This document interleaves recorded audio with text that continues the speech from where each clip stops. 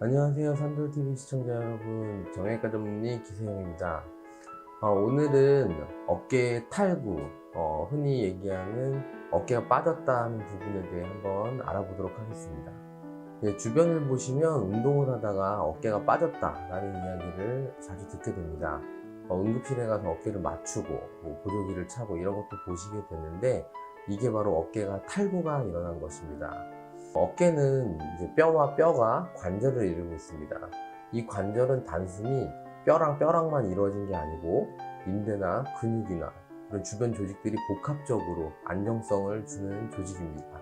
하지만 이런 부분이 세게 넘어지신다든지 충격이 많이 가는 경우에 뼈가 제자리에서 이탈이 되게 되죠. 이런 걸 보고 탈구가 일어났다라고 말을 합니다.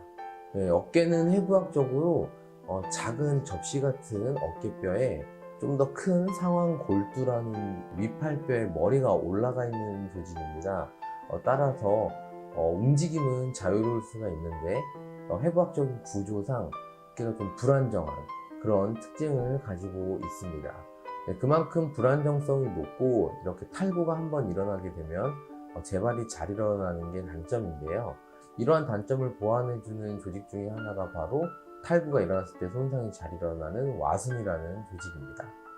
이 와순은 작은 어깨뼈를 빙 둘러서 있는 조직으로 접촉 면적을 50% 이상 증가시켜주는 조직이라고 볼 수가 있습니다. 어깨 탈구의 재발이나 탈구가 일어나게 할 때 막아주는 그런 중요한 역할을 하죠. 따라서 이러한 와순이 파열되는 경우에는 탈구가 잘 일어나게 됩니다. 탈구가 2번 이상 일어나는 경우에 재발성, 습관성 탈구 이렇게 말을 하게 되는데, 주변에서 흔히 방카르트 병변이라고 이야기하는 게 이런 와순이 파열된 부분을 이야기합니다. 또 나이가 드신 분들은 젊은 분들이 와순이 잘 파열되는 것과 반대로 어깨가 빠졌을 때 골절이 일어나거나 회전근개에 파열이 있거나 이런 부분이 잘 생기게 되는데요. 나이에 따라서 좀 다른 특징을 가지고 있습니다. 이른 나이에 어깨 탈구가 일어나는 경우에는 조금 더 쉽게 재발되는 경향을 나타내고 있습니다. 물론 아주 어린 소아 때는 그렇지는 않고요. 청소년기 이후로 어깨가 빠지는 경우에는 조금 더 재발률이 높게 됩니다. 탈구가 일어나게 된다면 혼자서 어깨를 낄 수가 없습니다. 주변에 어깨가 빠진 것 같다가 들어갔다라고 이야기하는 경우는 아탈구, 완전히 빠진 건 아닌 것을 이제 의미하는데요. 어깨가 완전히 탈구되는 경우에는 혼자 맞추시기 어렵기 때문에 대부분 응급실에 내원하시게 됩니다. 그러면 응급실에서 이제 의사분들이 어깨를 당겨서 맞추거나 아니면 무게추를 달아서 맞추거나 이런 방식을 통해서 어깨가 빠진 것을 맞춰주는 시술을 하게 되는데요.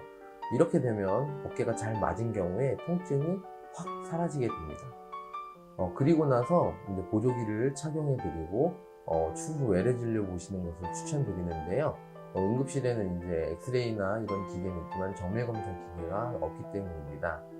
그래서 외래에 가게 되시면 엑스레이에서 골절이 보이지 않더라도 정밀 검사를 한번 해보시는 것을 추천해 주시는 경우를 자주 볼 수가 있습니다. 그 이유는 이렇게 엑스레이에서 골절이나 다른 특이사항이 없더라도 어깨가 빠지지 않도록 해주는 조직들의 손상 여부를 확인해 보려고 하는 그런 의미로 정밀 검사를 추천드리게 됩니다.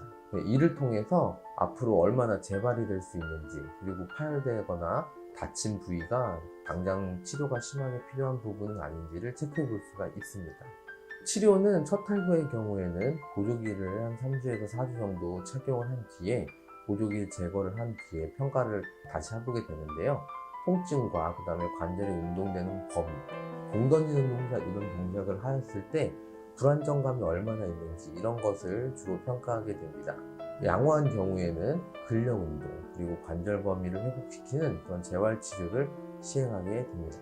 재활치료와 근력 강화 운동을 하는 이유는 아까도 말씀드린 것처럼 탈구가 일어나는 건 단순히 뼈가 약한 게 아니기 때문에 주변 조직이 강화되면 재탈구되는 것을 막을 수 있기 때문에 이런 보존적인 치료를 먼저 해보게 되는 것입니다. 그럼 수술은 언제 하게 될까요? 단순히 첫 탈구 이후에 바로 하시는 경우들도 가끔 있습니다.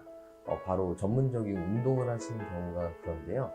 환자분들의 나이나 현재 생활하시는 정도, 통증, 그리고 일상생활에서 어떤 불안정감 때문에 불편감이 많으신지 이런 부분을 종합해서 치료를 결정을 하게 됩니다.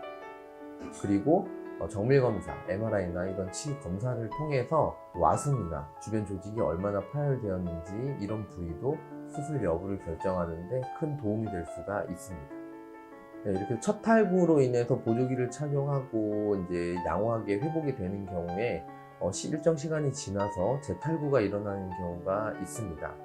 재탈구가 일어나거나 이제 두 번, 세 번 이렇게 습관성으로 탈구가 일어나게 된다면 어깨가 실제로 빠지지 않는 그런 동작에서도 어깨가 빠질 수가 있고 또 빠지는 느낌이 들어서 그 동작을 못하게 되는 일상생활에서 위축이 일어날 수 있기 때문에 제한이 많이 생기게 됩니다. 이런 분들은 불편감과 통증 이런 부분을 제대로 평가해서 와순이 어느 정도 파열되어 있는지를 확인한 다음에 수술적인 치료를 조금 더 적극적으로 권유드리게 되는 부분이 있습니다. 따라서 이런 어깨 탈구가 일어난 경우에는 충분한 재활치료와 그리고 근력 운동을 통해서 주변 조직을 강화한 뒤에 어깨뼈와 뼈의 안정성을 확보하는 것이 굉장히 중요합니다. 그래서 오늘은 어깨 탈구에 대해 알아보았습니다. 흔히 어깨가 빠진다는 부분에 대해 알아보았는데요. 말씀드린 것처럼 빠진 뒤에 치료가 굉장히 중요합니다. 따라서 탈구가 일어난 경우에는 환자분이 현재 얼마나 어깨를 사용하실지 그리고 불안정감이 남아있는지 통증이 얼마나 심한지 이런 부분과 정밀검사를 통해서 관절의 와순, 어깨가 탈구되는 것을 막아주는 중요한 조직들의 손상이 어느 정도 있는지를 종합적으로 평가한 뒤에 전문의분들과 상의하시고 어떤 치료를 할지를 결정하시는 게 좋겠습니다. 수술이 꼭 필요한 경우라면 수술을 해주시는 것이 재발이나 습관성 탈구로 가는 것을 막을 수 있기 때문에 좋은 선택이 될 수가 있습니다. 시청해주셔서 감사합니다.